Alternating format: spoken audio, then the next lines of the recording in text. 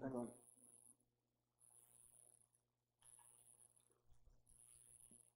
Bueno, como ustedes pueden ver esta mañana, hermanos, vamos a celebrar la Cena del Señor. No sé si es el caso de muchos, pero yo le voy a ser sincero, Cuando había Cena del Señor en la iglesia donde estuve, decía mi mamá, no, mejor, a veces decía, no siempre, no, no hay que ir, va a estar bien aburrido. No, la cena. ¿Y sabe qué? Esto es lo fundamental de la iglesia cristiana. Todo lo que hacemos, todo gira en derredor de esto, de esta celebración, conmemoración que hacemos. Pero nuestra mente carnal dice que esto es, como decíamos, ya hace muchos años, que esto era aburrido, era lo más aburrido que puede existir. Pues les voy a comentar, estuve en una iglesia donde me dieron el fundamento, romanos pusieron, hace más de como 15 años. En esa iglesia cada semana lo hacíamos. Cada semana, eso era el culto de los hermanos. Cada semana, hermanos, cada semana. Así que llegábamos, había el culto, había la alabanza, la adoración, y luego procedíamos a la cena del Señor cada semana. Y claro que los hermanos tomaron el modelo primitivo donde lo hacían, ¿sí? Pero muchas veces esto llegó a hacerse una rutina, o llegaron a convertirlo en rutina algunas iglesias, o para muchos cristianos se convierte en una rutina, y lo cual pues no es bueno. Pero la cena del Señor es lo que vamos a hablar hoy, es fundamental en la adoración de la iglesia cristiana. Vamos a orar. Señor, te damos gracias por estar reunidos en el nombre de Jesús.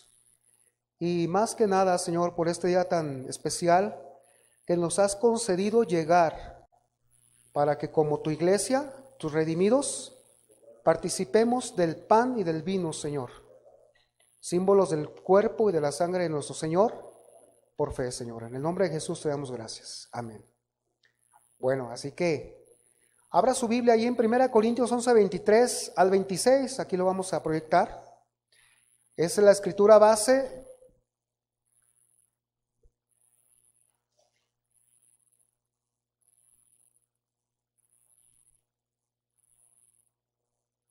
Dice la escritura, porque yo recibí del Señor lo que también os he enseñado.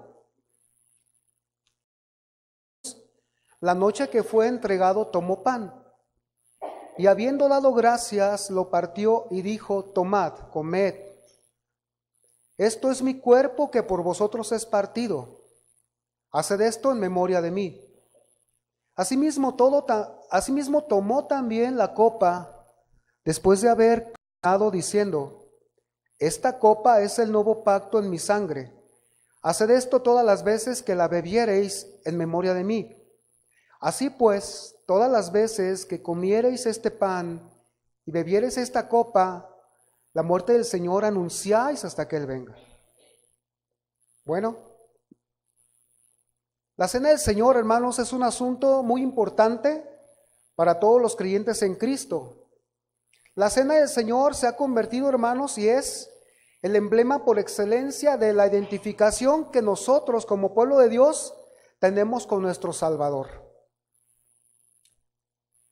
Y en esta escritura, Pablo está haciendo un recordatorio a los hermanos de Corinto, cómo fue que el Señor Jesucristo instituyó este acto. Pero además de instruir esto, la cena, a los hermanos también les enseña la importancia que tiene desde su origen y les exhorta a que valoren su significado, demostrando una profunda devoción espiritual y testimonio a los demás. Mire, algunos cristianos, algunas iglesias cristianas evangélicas le llaman la cena del Señor. Otros le llaman la mesa del Señor. Otros le llaman la Santa Cena, otros le llaman la Santa Comunión. Y a nosotros, a muchos de nosotros que venimos del ambiente católico romano, ahí se le llama la Eucaristía. Es una palabra griega que significa acción de gracias. Pero fíjese que aquí estriba la grande diferencia entre la participación de la Eucaristía romana a la acción de gracias cristiana evangélica que está escrita en la palabra. Esta es la diferencia. Y le adelanto esto porque voy a hablar acerca de cómo se instituyó y qué significa allá el pan y el vino. ¿Y quién lo hace? Por eso, ¿qué es la cena del Señor? La cena del Señor, ahí en Lucas 22:19, las mismas palabras del Señor dicen así. Pablo instruyó a la iglesia, pero en Lucas 22:19, por boca del Señor salieron estas palabras. Dice, y tomó el pan y dio gracias, y lo partió y les dio diciendo, esto es mi cuerpo que por vosotros es dado. Haced esto en memoria de mí. De igual manera, después que hubo cenado, tomó la copa diciendo, esta copa es el nuevo pacto en mi sangre que por vosotros se derrama. Aquí está el Señor Jesús en el aposento alto, momentos antes de ser entregado para su martirio y sacrificio expiatorio. Y Él dice estas palabras. Se habían desarrollado muchos acontecimientos alrededor de Él. Habían salido las preguntas como, ¿quién es el mayor? Las preguntas orgullosas de los discípulos. Habían salido las traiciones, estaba Judas ya con la traición en su corazón y estaban en el aposento alto, pero el Señor hace dos cosas importantes ahí. Una, les enseña el valor de la humildad en el servicio, lavándoles los pies. Y la otra, les enseña el valor de la limpieza constante a través de ser Él el que instituye la cena del Señor, en otras palabras, de ser Él ahora el Cordero Pascual. No me puedo imaginar me puedo imaginar más bien el cuadro ahí entre los apóstoles. Hay cuadros que dicen la cena, última cena o santa cena, pero lo que estaba desarrollándose así era impresionante. Y el Señor tomó el pan y dio gracias, lo partió y les dijo, esto es mi cuerpo que por vosotros es dado. Hagan esto en memoria, o sea, recuérdenlo. Igual la copa. Entonces la cena del Señor es una celebración en memoria de Jesús. Es un memorial que consiste en participar tomando del jugo de uva y comiendo un pedazo de pan en representación de la sangre y el cuerpo del Señor. Recalco, representación. Y es una fiesta de los cristianos bíblicos. Es una fiesta sencilla porque la ordenó el Señor, por eso dice, haced esto en memoria de mí. Jesús dijo, este es mi cuerpo que por vosotros es dado, el pan y la sangre. El vino dijo que era la copa del nuevo pacto. Ahora quiero entrar en esto, hablando de los que pasamos por un ambiente católico o no pasamos, pero es bien sabido por todos que existe una doctrina en el contexto católico romano. Y hay una parte en la misa en donde el sacerdote toma la copa y el pan o la hostia. Aquí Luis nos puede atestiguar, mis hermanas también aquí que han estado en esos lugares. Dice, toma el pan o la hostia, los levanta, hace un rezo y repite las mismas palabras de Jesús. Pero la diferencia está en que todos deben de creer que realmente estos elementos, el pan y el vino, se convierten literalmente en la carne y la sangre del Señor. Si no se cree esto, si alguien dice, no, es que cómo es posible que se conviertan literalmente en la carne y la sangre, entonces la iglesia popular sentencia que eres maldito.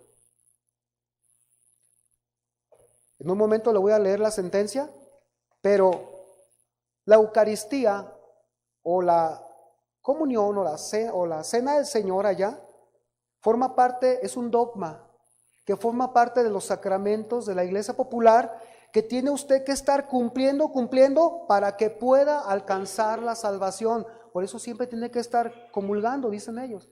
Comulga, es un sacramento. Creo que son 9 los que tienen, no sé cuántos.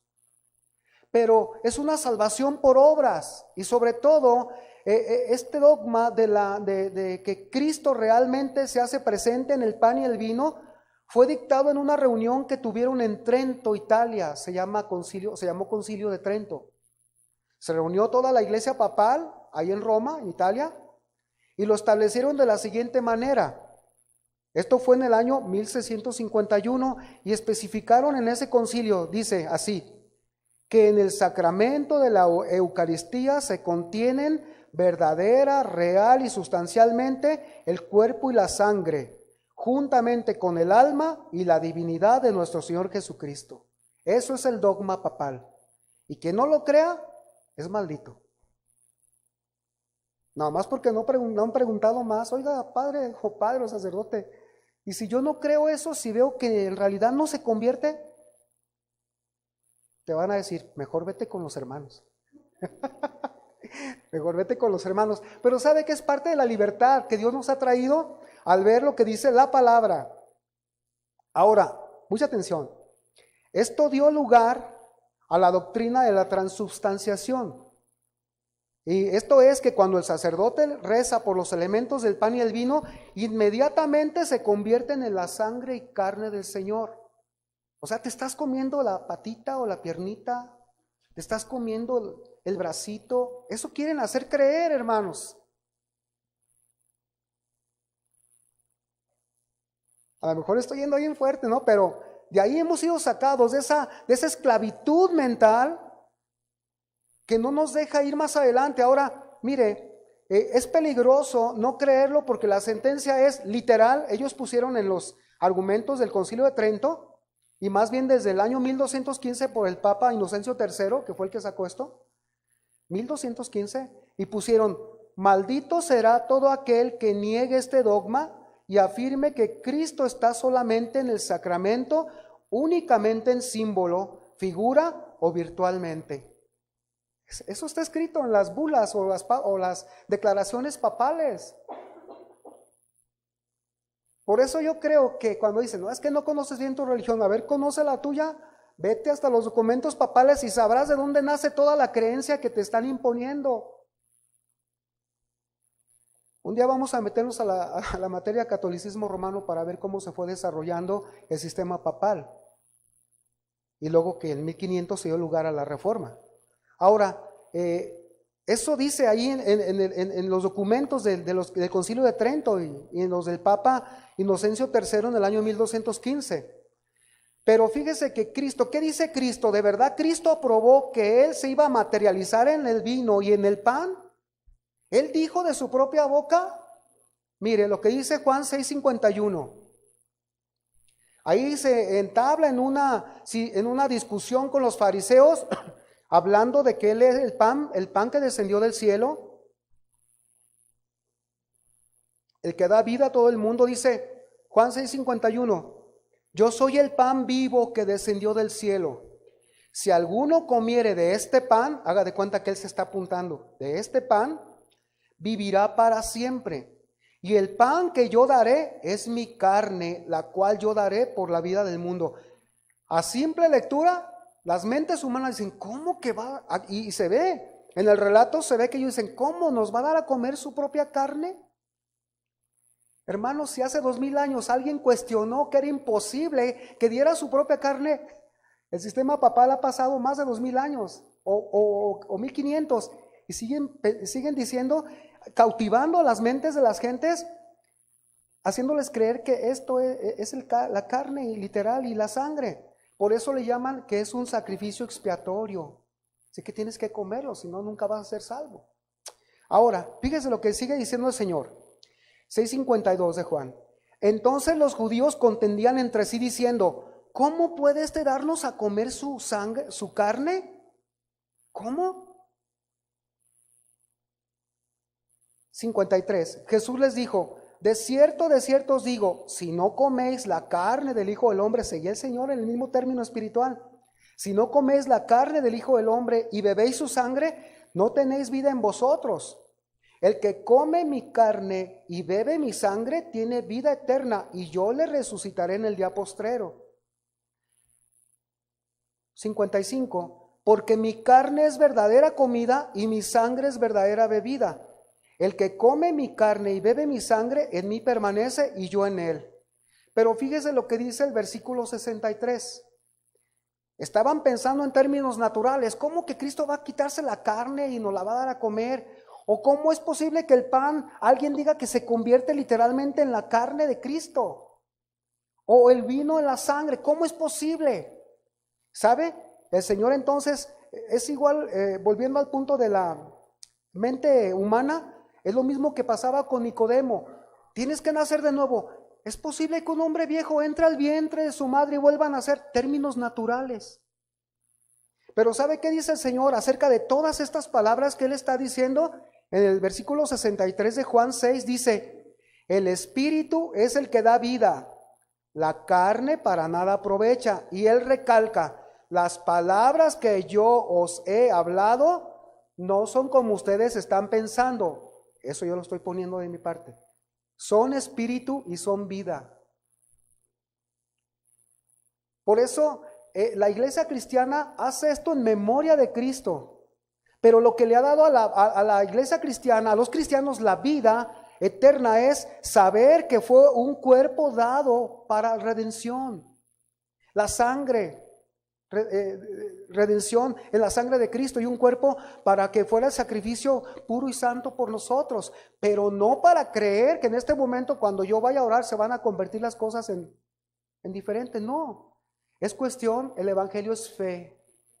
Y fe equivale a libertad. Y libertad equivale a adoración personal. ¿Sabe?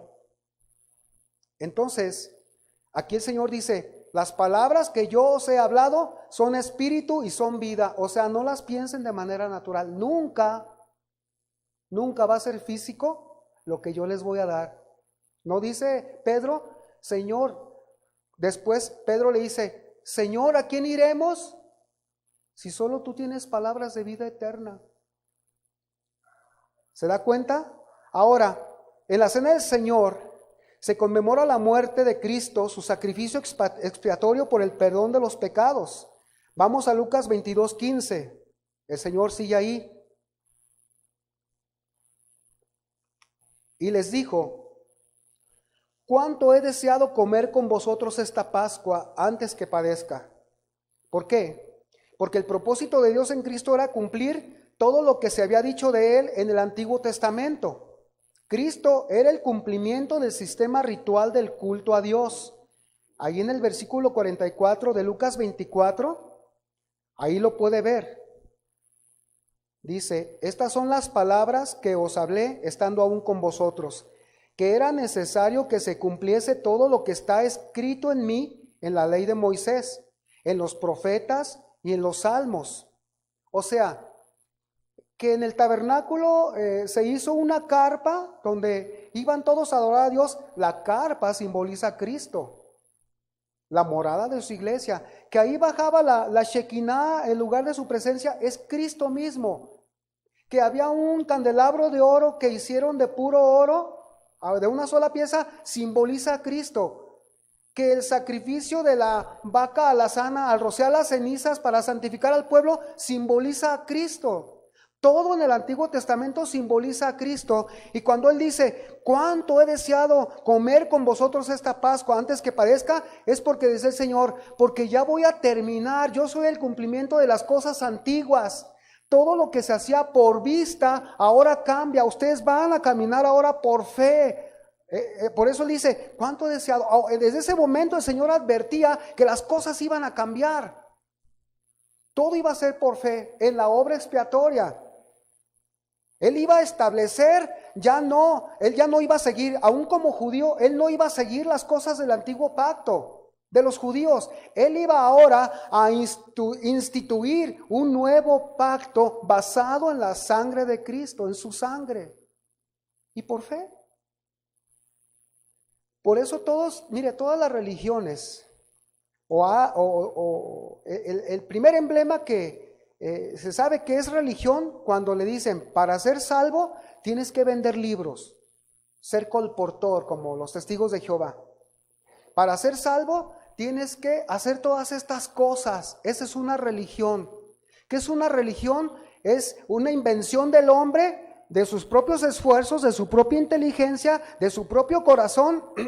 Son inventos que ha hecho él para poder acercarse hacia Dios, cuando Dios nos dice que nos vamos a acercar a Él solamente por la sangre de Cristo.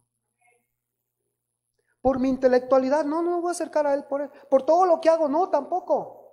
Por todo lo que predico, no me acerco a Él por eso. Nos acercamos a Él porque Cristo nos ha acercado a Dios y nadie más. Ahora, dice, antes que padezca, hablamos que el Señor Jesús está instituyendo un nuevo pacto, pero la Pascua, dice comer la Pascua. La Pascua conmemoraba la liberación de Israel de la esclavitud de Egipto, y Jesús le iba a dar un significado diferente ahora por su obra. Vamos a ver qué era la Pascua. Primero quiero decirle, se lo voy a decir al final. La Pascua, entendiendo la Pascua, vamos a entender qué significa la Cena del Señor. En Lucas 24, 44 y 45 dice, y les dijo estas palabras, el mismo versículo que les leí, estando aún con vosotros, que era necesario que se cumpliese todo lo que está escrito de mí en la ley de Moisés, en los profetas y en los salmos. Y luego dice el 45, entonces, está hablando con sus discípulos, entonces les abrió el entendimiento, ¿para qué? Para que comprendiesen las Escrituras. Les estaba diciendo el Señor a los discípulos, ustedes tienen que profundizar en la ley de Moisés, en los escritos de los profetas y en los salmos, para que puedan entender todas las cosas que yo les he enseñado. Así les estaba diciendo en otras palabras el Señor. O sea que también es una recomendación para nosotros. Y es una instrucción que Cristo ha sido el cumplimiento de la ley ceremonial, el cumplimiento de cada profecía, de cada salmo. Los discípulos tenían que profundizar en el Antiguo Testamento para que pudieran comprender toda la eficacia de su obra. Mire, yo estuve presente en un lugar donde un hermano, un día llegó todo calvo a la iglesia. Y le dijimos, oiga hermano, ¿y por qué se cortó el pelo? Es que hizo un voto a Dios, porque está escrito ahí que se pelaban. En el Antiguo Testamento estaba escrito que se pelaban. Le dije, oiga hermano, pero pues en el Evangelio no nos dice mucho de eso. No, pero si lo haces con fe, entonces no le hace que mates un cordero, que vuelvas a matar un cordero, que vuelvas a poner ahí un candelabro, que te peles, que te dejes el pelo largo. No, hermanos, todo eso es sombra de Cristo. Y hay tantos que han tomado rituales para motivar, han tomado rituales para motivar la fe, pero por medio de la vista, y en realidad no es mucho, no está muy bien. No tenemos muchas cosas aquí. Hacemos lo más sencillo que debe ser las cosas de Dios, nos gozamos, nos alegramos. ¿Por qué? Porque no hay nada más que. El centro de nuestra adoración es el Señor. Ahora vemos aquí la Pascua.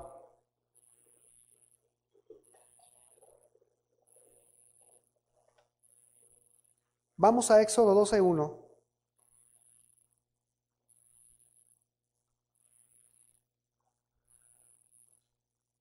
Dice, hasta también se dan cuenta que en estos tiempos, es la semana de Pascua y la Semana Santa. Y hasta hacen muchos sacrificios, se abstienen de no comer carne y cosas así que son religiosas. Pero en realidad tiene más sentido la palabra. Dice, la Pascua, en Éxodo 12:1 dice, habló Jehová a Moisés y a Aarón en la tierra de Egipto diciendo, este mes os será principio de los meses, para vosotros será este el primero de los meses del año. Hablad a toda la congregación de Israel diciendo, en el 10 de este mes tómese cada uno un cordero según la familia de los padres, un cordero por familia. El pueblo está en Egipto, está cautivo, es esclavo. Y Dios habla a Moisés y a Aarón para que les diga al pueblo que ahora tomen un cordero. Tomen un cordero. Como familia, dice, un cordero por familia. ¿Cómo practicaban ellos la Pascua? Lo hacían por familia. Ahora, nosotros, cuando se toma un cordero por familia, nos está diciendo a nosotros que como familia de Dios, nosotros también participamos con nuestro cordero. Pero ¿quién es nuestro cordero? Es Cristo. Todos nosotros hemos traído un cordero aquí. Los que hemos sido, los que hemos nos hemos arrepentido, tenemos nuestro cordero. Aquí está mi cordero, Cristo. No es un cordero literal como el que estaban haciendo allá en Egipto. Y dice que entonces se establece un cordero por familia en unidad. Y el mismo Señor Jesús empieza a darle sentido a quién es la familia de Dios, independientemente de ser israelitas o no. Mateo 12:46 al 50 dice: mientras él aún hablaba a la gente, he aquí su madre y sus hermanos estaban afuera y le querían hablar. Y le dijo uno: he aquí tu madre y tus hermanos están afuera, y te quieren hablar. Respondiendo él al que le decía esto, dijo: ¿quién es mi madre y quiénes son mis hermanos?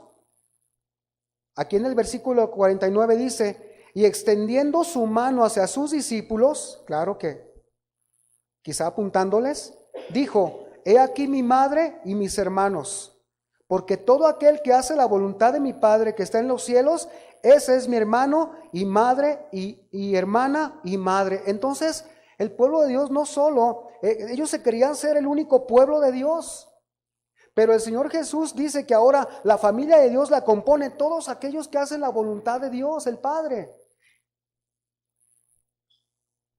Recordemos que en Efesios 2:19 dice: así que ya no sois extranjeros ni advenedizos, dice el apóstol Pablo a la iglesia de Éfeso, sino conciudadanos de los santos. ¿Y qué dice? Y miembros de la familia de Dios. 12:4 de Éxodo dice: mas si la familia fuere tan pequeña que no baste para comer el cordero, entonces él y su vecino inmediato a su casa tomarán uno según el número de las personas. Conforme al comer de cada hombre haréis la cuenta sobre el cordero. O sea, el papá y la mamá, estaba el papá, mamá y digamos un bebé, pero el vecino tenía 6 hijos. Como era muy grande o era mucho, un solo cordero para estas 3 personas, había que unirse con la otra familia para que entonces les ajustara a todos y no sobrara, se pudiera compartir.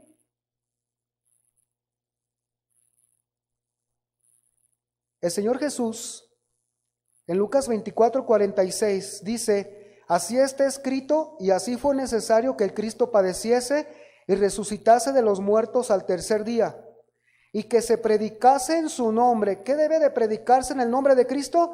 El arrepentimiento y el perdón de pecados en todas las naciones. Y esto sale de la boca del Señor.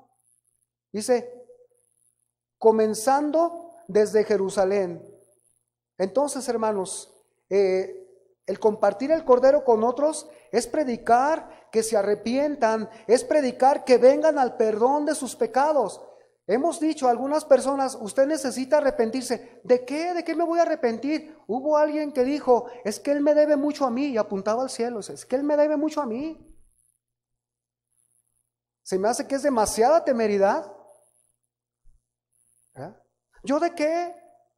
Mientras yo no tenga nada en mi conciencia, si no me meto con nadie, soy buena persona. Alguien dijo: no me va tan mal porque pues no soy tan malo. Pero ¿sabe? La Biblia nos habla que el hombre nace pecador. La Biblia nos dice que no se convierte en pecador cuando hace pecados, nace pecador. Por eso es necesario que la sangre del cordero, que el cordero sea comido, sea bebido por esa persona para alcanzar la vida eterna sin mandas, sin nada, solo por fe y con un corazón arrepentido. Hermanos amados, fíjese cómo el evangelio poderoso, por eso el evangelio se le llama el evangelio de la gracia, del favor inmerecido, pero también el evangelio que te trae libertad, libertad de las ataduras humanas que el mismo ser humano ha puesto en nuestros corazones o en nuestras mentes. En cuanto a la adoración a Dios, no te puedes acercar por esto, no te puedes acercar por otro. Hoy, esta mañana, están dispuestas la sangre de Cristo para limpiar los pecados de usted, para limpiar mis pecados míos y participar de este memorial en la santidad que Dios requiere. Por eso se me hace increíble, ahora caigo en esa incongruencia, que alguien diga, no, es que la cena es la cena, no. O guarde sus pecados, es que yo no voy porque me siento tan indigno. Bueno, esto es ahora para que te pongas a cuentas con Dios, porque al final te vas a ir y te vas a llevar lo que nunca has podido remediar. Con un simple venir, con un corazón arrepentido y decirle, perdóname. ¿Por qué? Porque esperamos siempre ser algo buenos para que Dios nos acepte. Nunca vamos a poder ser buenos. Malos seremos siempre. Pero aquí está la sangre de Cristo para limpiarnos. Ahora, fíjese lo que dice aquí. 12:5. El animal será sin defecto, macho de 1 año, o sea, el cordero. Lo tomaréis de las ovejas o de las cabras y lo guardaréis hasta el día 14 de este mes y lo inmolará toda la congregación del pueblo de Israel entre las 2 tardes. El corderito lo agarraba el padre de familia, lo mataba y todos estaban viendo. Tenía que ser un cordero sin defecto. Si el cordero que iban a escoger estaba manquito o renquito, ese no sería para el sacrificio. Si estaba cieguito el corderito, ese tampoco servía, porque la gente es muy dada a dar lo que le sobra a Dios. La gente es muy dada a no darle lo más fuerte de su vida, sino lo que me queda, lo que me queda, ya me sobró esto, ya tengo, me sobró. Y así en este sentido de la adoración, también daban los corderos que no les podían sacar una ganancia. Llévate el cordero manco, ese que lo van a matar, que al cabo. Fíjese, imagínense la mentalidad humana. Bien decía nuestro hermano Camacho, al final solo van a estar los redimidos. Se van a quedar grupos de alabanza, se van a quedar intelectualidades, se van a quedar orgullos, se van a quedar todo, hermano. Por lo cual, por tantas cosas que nos hemos entretenido.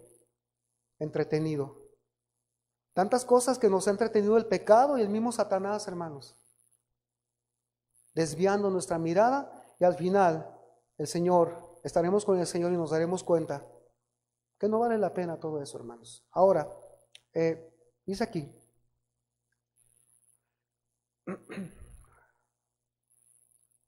el cordero sin defecto. Había que inmolar. Lo que es inmolar es sacrificar. Toda la congregación, todo el pueblo tenía que ser testigo de la muerte y el derramamiento de la sangre del cordero. Y aquí, ¿acaso no lo vieron todos los de su pueblo Israel cuando Cristo fue sacrificado y crucificado? ¿No fueron testigos de cómo estaban matando al cordero? Fíjese. Pero muchos tomaron actitudes diferentes. Dice que uno pasaba y le decía, si eres hijo de Dios. Juan el Bautista ya les había dicho, aquí está el Cordero de Dios que quita el pecado del mundo. En otras palabras, venían y decían, si tú eres el Cordero de Dios, a ver, bájate. Hazme el milagro que yo quiero. Con ese atrevimiento, y ahí el Señor estaba colgado y pasaba unos con esa actitud, otros como la actitud de Pedro, no te conozco. ¿Cómo van a conocer a un hombre desnudo, hecho una masa de sangre, molido ahí en la cruz? ¿Acaso ese iba a ser el rey de Israel?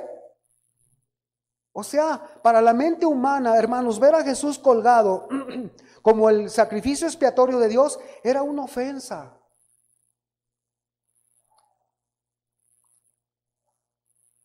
Para que alguien demostrara tener poder, les bastaba con saciarse de la persona del emperador. Por eso muchos estaban aliados a él. Ahora dice aquí, Juan 1:29, el versículo. El siguiente día vio Juan a Jesús que venía a él y dijo, he aquí. ¿Sabe? La palabra he aquí en griego es miren, aquí está. Pongan toda su atención. He aquí el Cordero de Dios que quita el pecado del mundo. ¿Qué es lo que quita el pecado del mundo? Volvemos, ¿las obras? No. ¿Qué volvemos a preguntarnos? ¿Qué quita el pecado del mundo? Solo el Cordero de Dios, su sangre. La palabra quita viene de un verbo griego que quiere decir llevar lejos. En este caso, se lleva lejos la ofensa que ha existido desde los días de Adán. Aquí voy a entrar a algo que conocemos, muy mencionado por otras personas, el pecado original. Y la iglesia popular dice que el pecado original se quita echándole agua al niño por aspersión y confirmándolo. Hermanos, la Biblia dice que el Cordero de Dios es el que quita el pecado del mundo. Es el pecado el que ha hecho una valla entre el hombre y Dios desde los principios de Adán. Cuando venimos a Cristo, el pecado queda fuera y nos da un acceso al trono de la gracia. Estas son las grandes diferencias de ser cristiano evangélico a ser de la popularidad. Ahora, amados, seguimos aquí. Los cristianos tenemos un sagrado deber de hablar de la muerte de Cristo para que la gente se reconcilie con Dios y tengan vida eterna. Esto es lo que hace solemne el acto de la Cena del Señor. El proclamar la muerte del Señor y el hacerlo en la iglesia es también proclamar la vida eterna. 12:7 de Éxodo.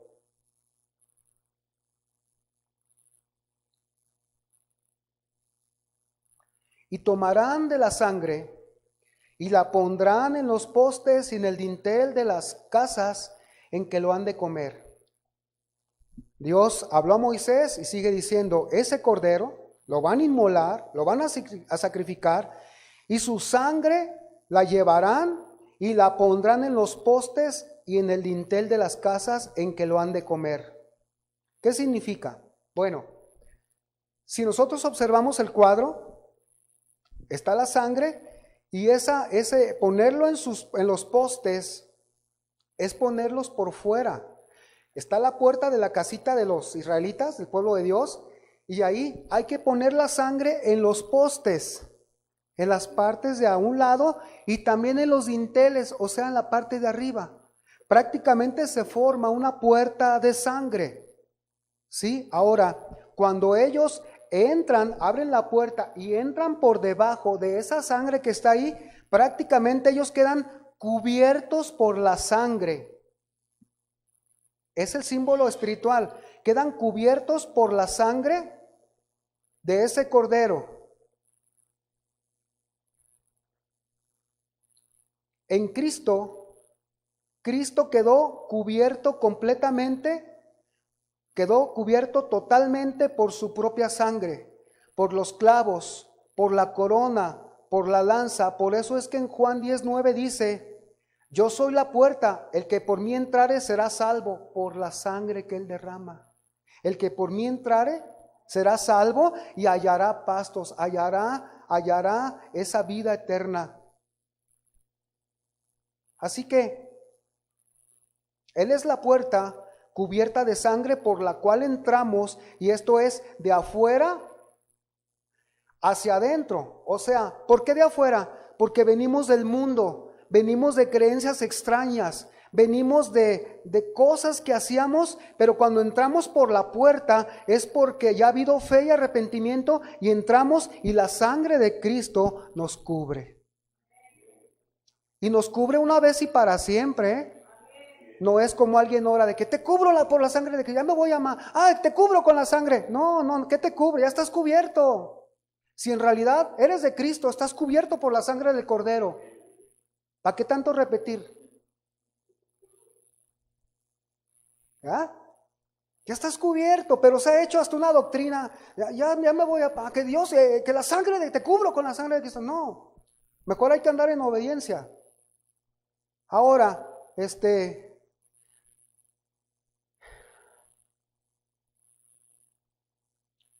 entramos por esa puerta, Cristo. Ahora, ya leí Juan 10:9, yo soy la puerta, el que por mí entra será salvo. Él es la puerta cubierta. ¿Qué sucedió en aquellos hogares donde no pusieron la sangre en las puertas? Vamos a Éxodo 12:29. Éxodo 12:29.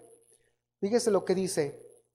Y aconteció que a la medianoche Jehová hirió a todo primogénito en la tierra de Egipto, desde el primogénito de Faraón que se sentaba sobre su trono, hasta el primogénito del cautivo que estaba en la cárcel, y todo primogénito de los animales. Y se levantó aquella noche Faraón, él y todos sus siervos y todos los egipcios, y hubo un gran clamor en Egipto, porque no había casa donde no hubiese un muerto. ¿Por qué? Porque en esas casas no habían puesto la sangre del cordero. Si no está la sangre en tu casa, me refiero a tu familia, a ti mismo, y si no hay paz en tu corazón, si las cosas van de mal en peor, si no estás seguro de ser salvo, entonces debes rogar a Jesús que ponga su sangre en tu corazón. Amén. La diferencia, hermanos, entre Israel y Egipto era la sangre en las puertas de unos y en los otros no. Para unos la sangre significó vida y para otros la falta de la sangre, ¿qué significó? Muerte. Esto es el cristianismo, esto es venir a Cristo, esto es venir arrepentidos y Señor, lava mis pecados en tu sangre, báñame en esa sangre. Fe en su sacrificio. En Romanos 5:9 ya se nos adelanta esto. Pues mucho más dice, estando ya justificados en su sangre, por él seremos salvos de la ira. ¿De cuál ira, hermanos? Viene una ira sobre este mundo. Viene una ira sobre este planeta. Algunos dicen, el mundo se va a acabar. Sí, se va a acabar en el sentido de que va a haber un juicio de Dios sobre esta tierra y los que no tengan esa sangre, hermanos, van a ir a una condenación eterna. Así como el Señor dijo aquí en el libro de Éxodo que los que no tenían la sangre en sus puertas, allí en sus casas y la sangre en la puerta, pasaba, dice, y había muerte para ellos. Dios va a acabar con todos los que no tengan la sangre de Cristo en sus vidas. Y si se están yendo desde ahorita, se están yendo a lugares oscuros. Esa es la realidad. Por eso alguien dijo, si el evangelio no me diera una seguridad, yo no lo aceptaría. Pero hay quien no lo acepta, aunque vea que el evangelio es seguro. Pero sabe, aquí está la realidad. Dice Juan 3:17, porque no envió Dios a su Hijo para condenar porque no envió Dios a su Hijo al mundo para condenar al mundo, sino para que el mundo sea salvo por él. Ese es el propósito de Dios, que la gente se salve, reconociendo al Salvador, no reconociendo sus obras, al Salvador, al que hizo la obra, una obra a la cual nadie podemos alcanzar a hacer. Porque si aún nosotros fuésemos crucificados, tenemos nuestra sangre contaminada, tiene colesterol, tiene no sé qué tantas cosas. Pero la sangre del Cordero de Dios era una sangre muy diferente, una sangre inmaculada. Amados, pues mucho más, estando ya justificados en su sangre, por él seremos salvos de la ira. No envió Dios a su Hijo a condenar al mundo, sino para que el mundo se salve por él. Y dice Juan 3:18, el que en él cree no es condenado, pero el que no cree ya ha sido condenado. ¿Cuál es la razón? Porque no ha creído en el nombre del unigénito Hijo de Dios. ¿Y cómo es que Dios condena a la gente? No, la gente ha decidido, dice Juan 3:19, y esta es la condenación, que la luz vino al mundo, o sea, Jesús vino, se encarnó en una virgen, murió, derramó su sangre. Dice, la luz vino al mundo y los hombres amaron más las tinieblas que la luz, porque sus obras eran malas. Ahorita vamos a hablar algo de esto. Los hombres amaron más las tinieblas que la luz, porque sus obras eran malas. 12:8 de Éxodo.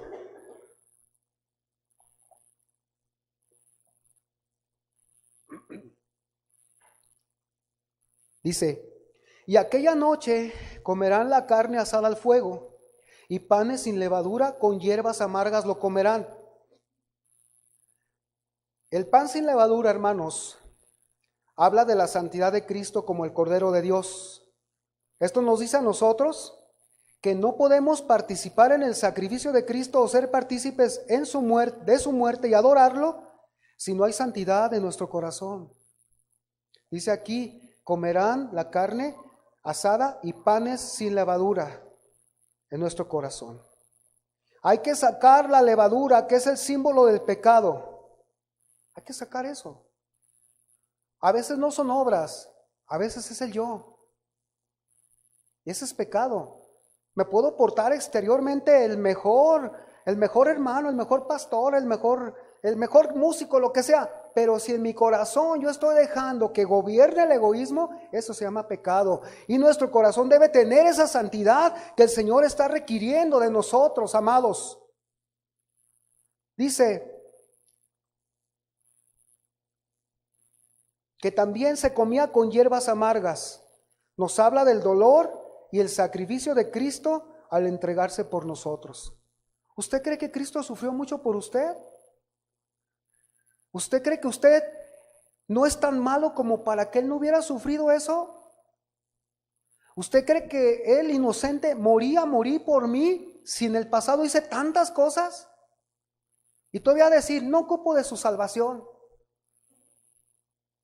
Esto es irónico, hermanos, pero tenemos que entrar a una conciencia profunda para que nuestro corazón se prepare para entonces comer el pan y beber el vino, representando la sangre y el cuerpo del Señor.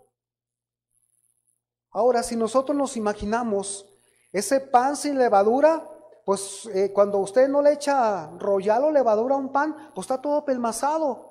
No, le salió bien apelmazado. No, déjalo, no sirvió. Yo me imagino que aquellos panes que hicieron sin levadura, pues ya no estaban infladitos, así esponjositos, no, estaban apelmazados, sin levadura. O sea que no tenían un buen aspecto.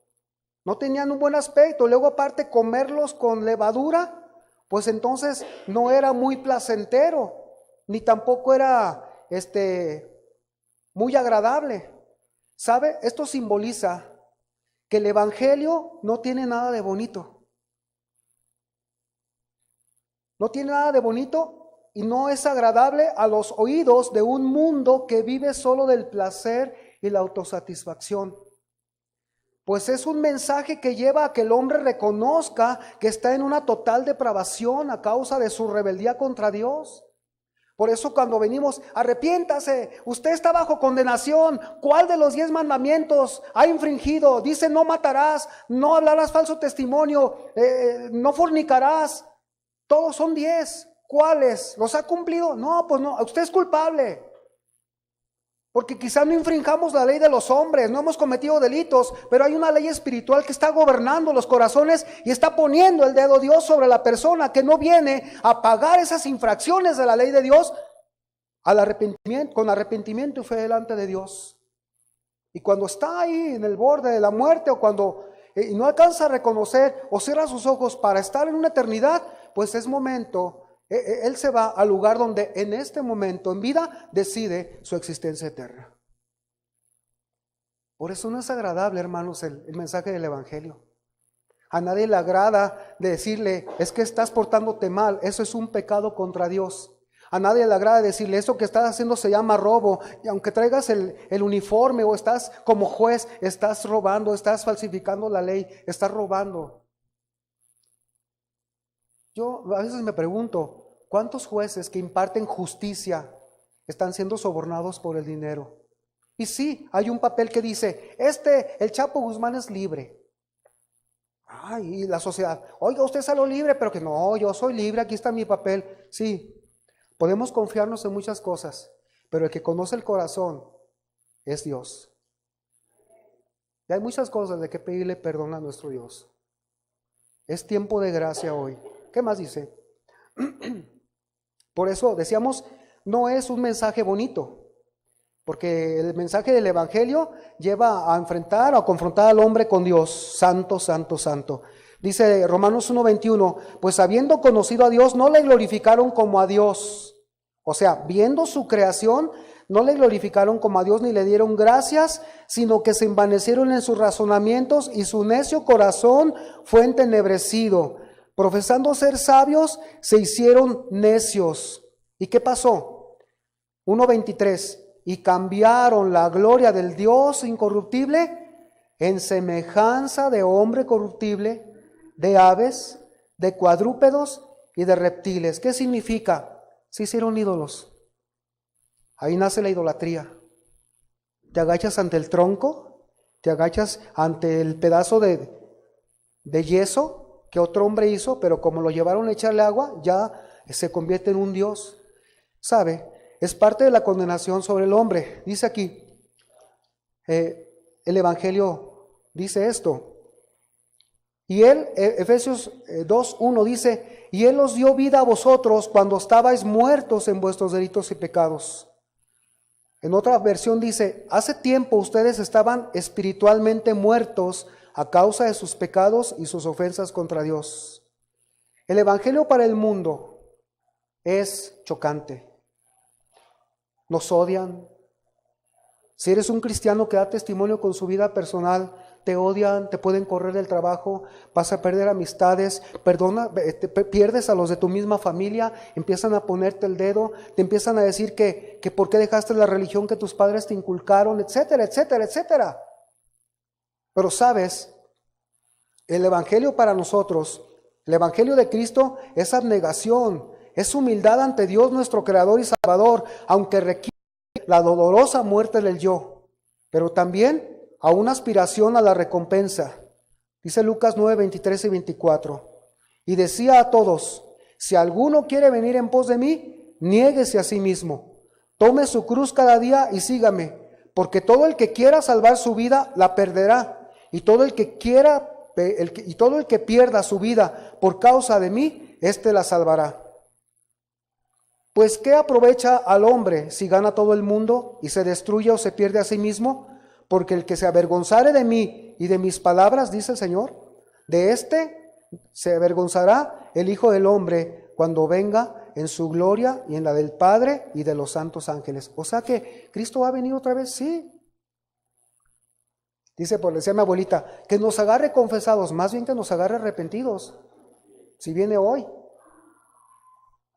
Porque podemos estar en algún nivel, confesados, pero solo con pesar, como veíamos en las palabras griegas de los niveles de cuando no es arrepentimiento, puro pesar, me da pesar, ay sí, pues yo quisiera, sí, pero no llegas al arrepentimiento, no llegamos.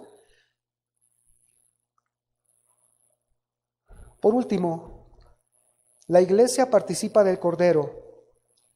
Esto nos hace, hermanos, meditar en nuestro corazón que debemos hacerlo en santidad, en arrepentimiento, siempre recordando que la muerte de Cristo fue el precio muy alto a pagar por nuestra redención. El apóstol Pablo le dice a los corintios esa instrucción que leímos, Corintios 11. Pero la iglesia de Corinto era una iglesia donde había envidias, algunos estaban peleados entre sí, algunos estaban orgullosos, etcétera. Y así, hermanos, así no se puede ni se debe participar. Por eso Pablo aclara el punto y dice en 1 Corintios 5:7, limpiaos pues de la vieja levadura, para que seáis nueva masa sin levadura como sois. O sea, eres salvo, pero hay algo que ha estado manchando tu vida, es tiempo de limpiarse. Porque nuestra Pascua, que es Cristo, ya fue sacrificada por nosotros. Así que celebremos la fiesta no con la vieja levadura, ni con la levadura de malicia y de maldad, sino con panes sin levadura, de sinceridad y de verdad. Por último, Éxodo 12:12, dice el Señor, pues yo pasaré aquella noche por la tierra de Egipto y heriré a todo primogénito en la tierra de Egipto, así de los hombres como de las bestias, y ejecutaré mis juicios en todos los dioses de Egipto, yo Jehová. Y la sangre os será por señal en las casas donde vosotros estéis, y veré la sangre y pasaré de vosotros, y no habrá en vosotros plaga de mortandad cuando hiera la tierra de Egipto. En otras palabras, hay de aquellos que se olvidan de tener la sangre del Cordero en sus vidas, desde la salvación hasta la santificación diaria. El Señor pasará, el Señor juzgará. ¿Por qué? Porque la Pascua significa Jehová pasará. Por último, el último versículo, dice el 14 de Éxodo 12, y este día os será en memoria y lo celebraréis como fiesta solemne para Jehová. Durante vuestras generaciones, por estatuto perpetuo lo celebraréis.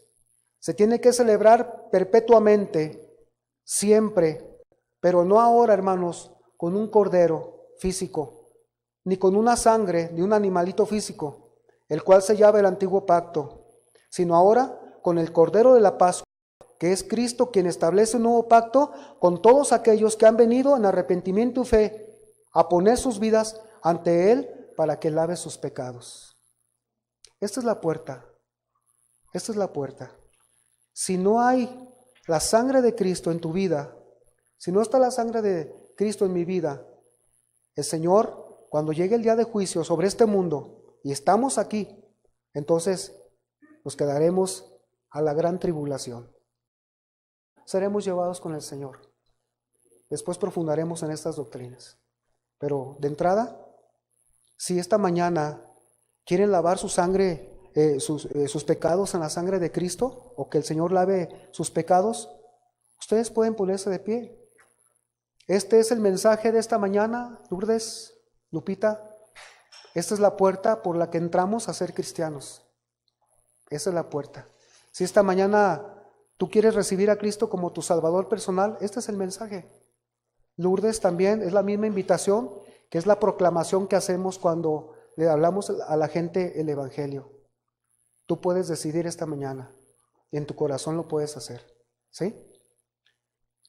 Póngase de pie, hermanos, vamos a orar.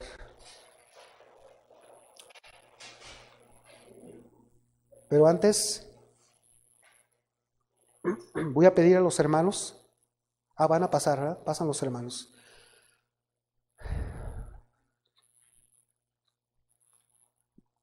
Primera Corintios 11, 23.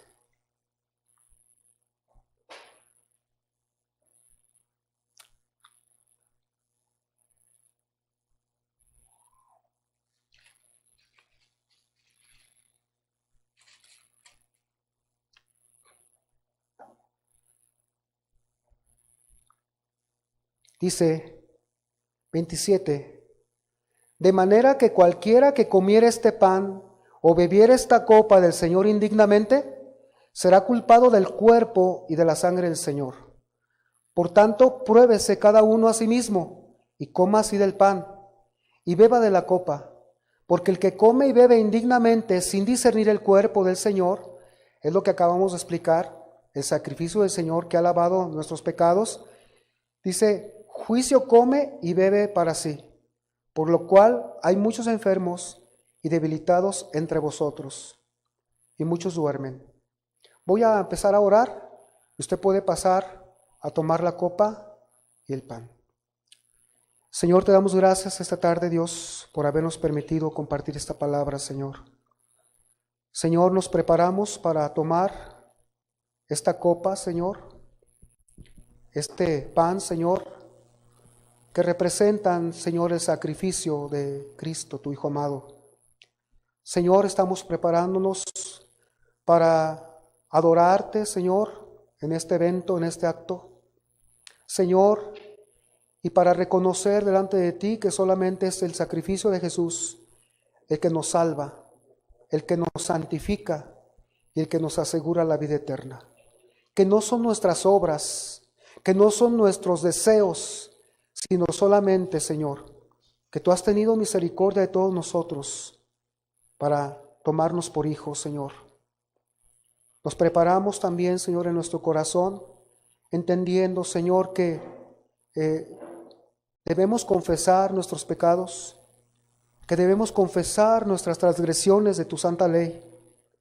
Señor, que debemos confesar nuestro egoísmo, que debemos confesar, Señor, que no hemos sido fieles, que debemos confesar, Señor, que no te hemos servido como tú quieres que te sirvamos, Señor, y que no hemos agradado, Señor, como tú nos has pedido, Señor. Pero tenemos hoy, Señor, la garantía de la sangre de Cristo, que nos limpia de todo pecado, Señor. Nos perdonas y nos limpias de toda maldad, Señor. Padre, en el nombre de Jesús, Señor, humillándonos ante ti, Señor, estamos aquí, Señor. Estamos ante ti, Señor, reconociendo que somos nada, Señor, y que tú eres todo, Señor, en nuestras vidas. Reconociendo que tú eres el Rey y nosotros somos tus siervos, Señor. Reconocemos, Señor, que tú eres el Santo y nosotros somos los imperfectos, Señor.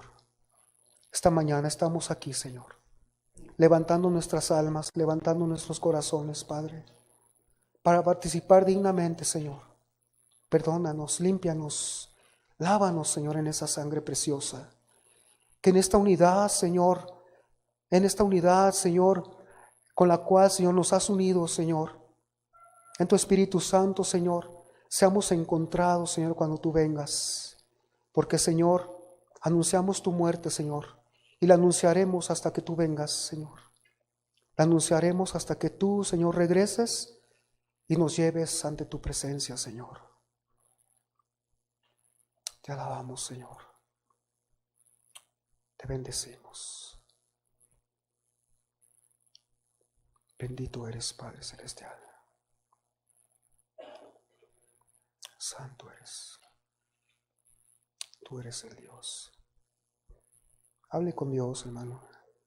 Dígale, me arrepiento. Dígale, hoy te recibo como mi Salvador. Si tú le vas a recibir como Salvador y te recibo, te reconozco. Reconozco que he hecho cosas, Señor, creyendo que ese era el medio para ser salvo, pero no. Hoy reconozco tu salvación en tu sangre. Hoy reconozco. Quiero ser hija de Dios esta mañana, hijo de Dios. Señor, tu iglesia se limpia de todo pecado. Señor, confesamos, Señor, nuestras iniquidades, Señor. Y declaramos que solo por tu misericordia, Señor, no hemos sido consumidos, Padre. Amén, Señor. Dice la palabra de Dios, porque yo recibí del Señor lo que también os he enseñado, que el Señor Jesús, la noche que fue entregado, tomó pan, y habiendo dado gracias, lo partió y dijo, tomad, comed, esto es mi cuerpo que por vosotros es partido. Haced esto en memoria de mí. Coma el pan, hermano.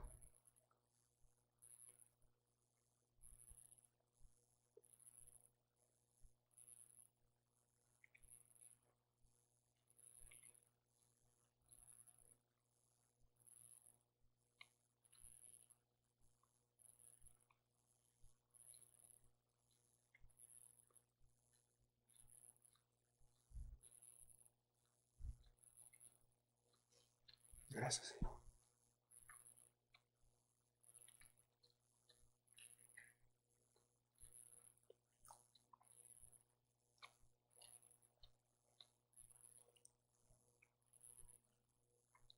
El cuerpo del Señor fue partido por nosotros, para que nosotros ahora pudiéramos vivir esta unidad con Él, con el Padre y con el Espíritu Santo.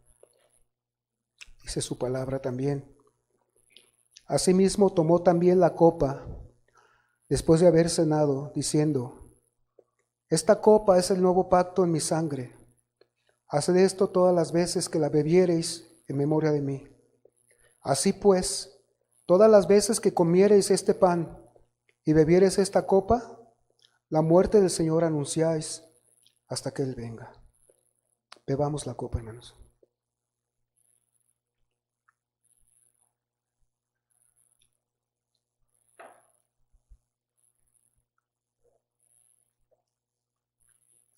Cantemos la sangre, preciosa sangre. La sangre, preciosa sangre, que derramó mi Redentor, me limpia, me ha restaurado todo pecado. Él crucificó la sangre, preciosa sangre, que derramó mi Redentor, me limpia, me ha restaurado todo pecado, Él crucificó. Señor, te damos gracias, Señor, por habernos permitido participar, Señor, de este memorial precioso, recordando, Señor, tu sacrificio, tu cuerpo entregado por nosotros y tu sangre derramada para salvarnos, Señor, para darnos la justicia, Señor, eterna, Señor, y estar aptos, preparados para vivir, Señor, en el tiempo en que tú lo digas, Señor, en la eternidad, contigo, Señor. Gracias, Señor. Amén. Den un aplauso a nuestro Dios esta mañana. Demos